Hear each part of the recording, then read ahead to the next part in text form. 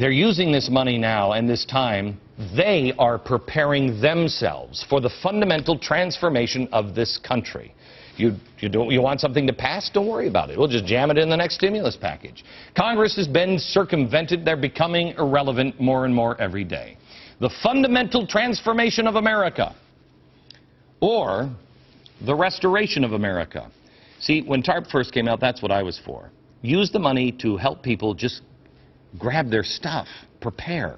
Let them wake up enough so they know what we're heading towards, so we can restore it. They're using it to fundamentally transform. I can't say it enough. Please prepare. Use this time wisely. While they argue over which jobs were saved and who saved them and what's going on, and they look for Elvis sightings, save your money. Get out of debt if you can. When the store is doing 2 for 1, grab that second box of macaroni and cheese and put it in a fruit cellar. You remember what our grandparents did? Can you even can food or mend clothes? Most importantly, educate yourself. Know history. Know the Constitution, please. The 5,000-year leap, and this book should be in every home in America. Please. Now, if I'm wrong, and I hope I am, no big deal. Preparing for the worst and hoping for the best. When did that become a bad idea in America? When did thrift become a bad idea? Ben Franklin would be proud if we would talk about thrift again. I have to tell you, no matter what the president tells you, I beg that you consider that the worst is not behind us, that the worst has only just begun. There are a couple of things that were in the news in the last 24 hours that I want to show you. First of all, was China.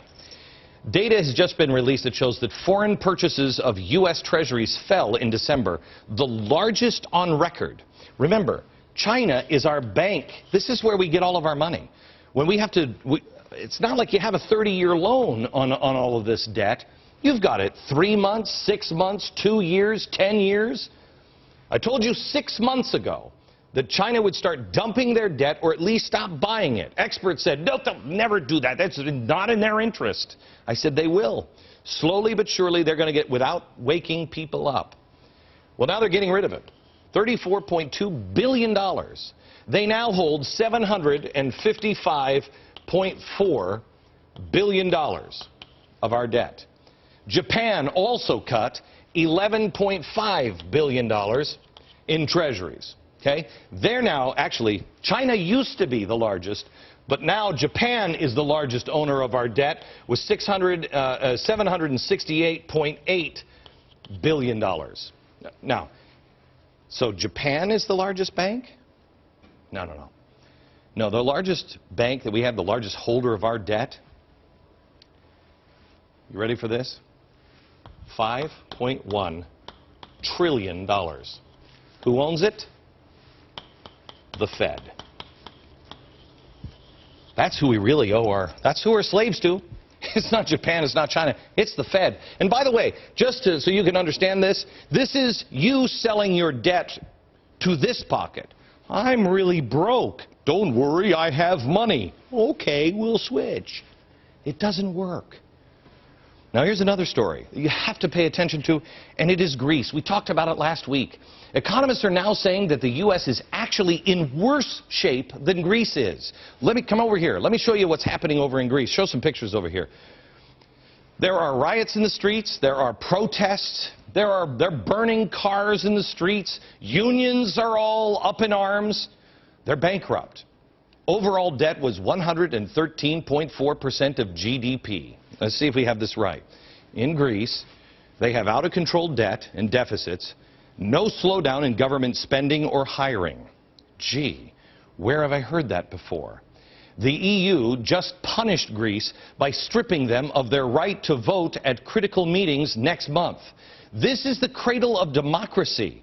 What it means is Greece no longer has any sovereignty in the EU. California, you better pay attention. What's happening over there is coming over here. All you have to do is look across the Atlantic. You'll see our future. We're doing the same things. Great Britain is a great example. You see, they're now dealing with unexpected inflation. How could it be unexpected? They were borrowing, spending, and printing. Oh, no, but that's Great Britain. It'll never happen here. Really? Let's just follow the breadcrumbs here on Great Britain. They socialized their medicine.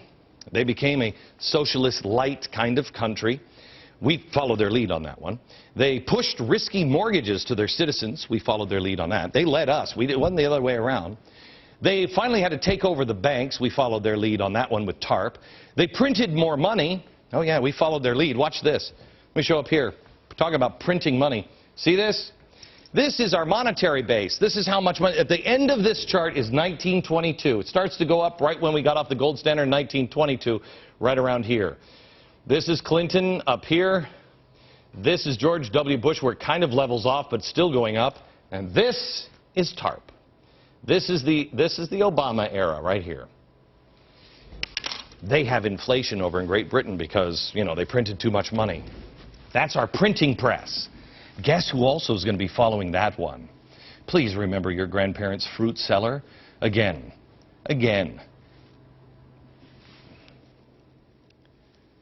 Use the time wisely. I was for TARP initially because we could buy more time and wake people up. We could get people to prepare. But even this monologue tonight, people will tell you, oh, don't listen. Listen to what he's saying. The president said we just avoided a Great Depression. Tell me how we avoided it. We haven't avoided it. We haven't paid the price for our standard of living yet. It's coming, America. Please, please, protect what you have. You know, that way we'll at least have some things left over to restart the engine after it stalls. It's going to stall.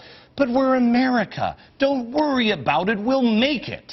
We'll make it. Nobody has to teach us how to be charitable. Nobody has to teach us how to work hard. Nobody has to teach us how to use common sense. That engine stalled up here in most Americans for a long time ago. Restart the common sense engine. And don't tell me that the politicians don't know. Because they are. They're using this time wisely. I haven't heard anybody say this on TV yet, so I'm going to. Evan Bayh and Patrick Kennedy. Why do you think they're out? Why do you think these two guys went out? Bayh had a 20-point lead.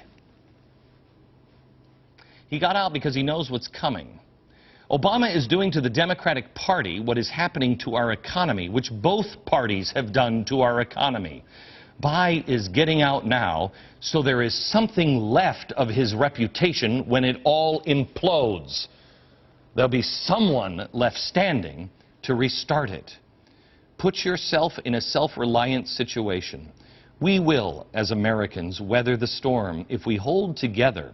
We stop listening to the fringes, and we stop yelling at each other about party nonsense. We're not going to just survive. If you put yourself in a self-reliant situation, you will do more than survive, you will thrive, and you will lead. Because deep down inside, and maybe most of us have forgotten, we are Americans. We're the ones that come in at the end. We're the ones that always arrive at the end of the movie. When all the chips are down and the game is about loss, and everyone's like, there's no hope left. That's when we're at our best. Prepare, just on the off chance that maybe the stimulus package in the second phase or the fourth phase or fifth just doesn't work out like they planned. We'll be back in a minute.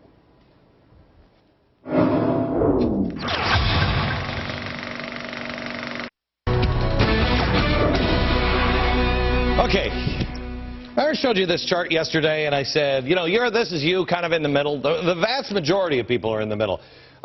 Conservatives are over here, progressives are over here, and the fringe elements, the birthers and the 9/11 truthers are on this side with the progressives, and the birthers and the 9/11 truthers are over here with the conservatives as well. But there was also something else over here. In fact, let me just flip this. Let me flip this over if I can and show you what the, is it on this side, Aaron? I'll show you what's on the other side here.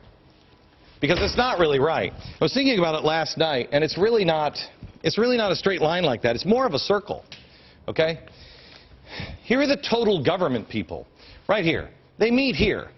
You've got the progressives over here, and you've got the anarchists, and I don't even know, fascists, you know, the people who are hiding in the hills with their Nazi sign. I don't even know who those people are. But here they are. They're here. on the left and the right, the crazy people that don't really like America. Got it? In this group, you have communists like Van Jones. He's a 9/11 truther. You have Medina. Now, I don't think she's not a communist. She's not an anarchist. She's really more of a this is a woman that is running for Texas governor. But she is a 9/11 truther, or at least thinks that there's some good questions that haven't been answered. I agree with you, but one of them is not, did George Bush blow up the World Trade Center? Here's Alan Keyes. He's a birther. This guy, what is this guy's name again? He's a Democrat. He's one of the original birthers. What's his name? Philip Berg. He's a Democrat. He was the first birther, or one of the first ones.